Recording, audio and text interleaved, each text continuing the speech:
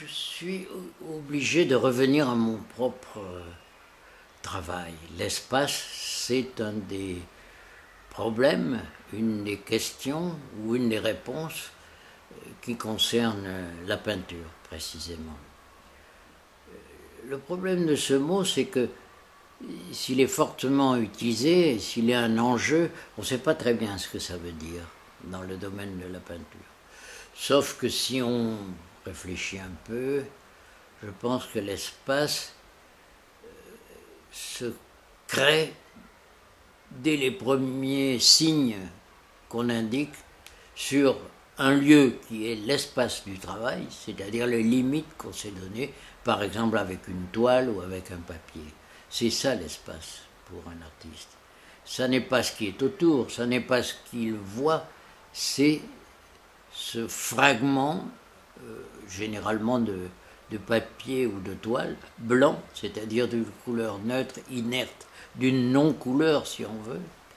Et donc l'espace, c'est une non-existence d'une certaine manière. Le premier trait de crayon qu'on va indiquer sur cet espace va produire un signe qui va jouer, avec des guillemets à jouer, avec les bords du lieu qu'on s'est donné, avec ce papier ou la toile, etc. Et le deuxième signe qu'on va faire, on va prendre un crayon à la main, on va faire une croix par exemple sur cette toile. Le deuxième signe qu'on va faire va jouer non seulement avec les bords de l'espace qu'on s'est donné, mais avec le premier signe qu'on a fait, qui peut être un petit trait avec un crayon.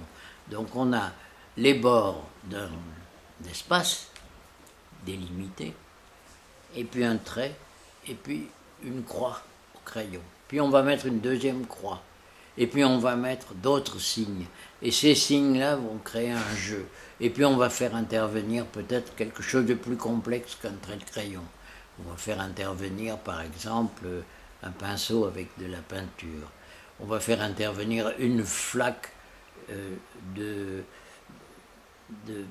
peinture grise, un peu, c'est-à-dire délavée par un noir délavé, oui, c'est ça. Et on a déjà un ensemble de signes qui vont jouer entre eux et qui vont continuer à jouer avec les limites qu'on s'est données.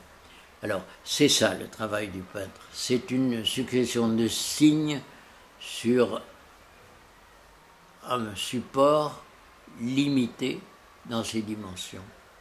Donc, on travaille avec l'espace. Donc, on est des spécialistes de l'espace. Donc, on est des joueurs d'espace. On est des cosmonautes. Sur un petit bout de papier, on devient un cosmonaute. Une petite page de carnet, un petit morceau de papier déchiré, et on fabrique un espace, et on traverse cet espace. Ça, j'aime beaucoup l'espace. Finalement, vous venez de me faire découvrir un mot qui va me permettre de franchir les limites de mon support.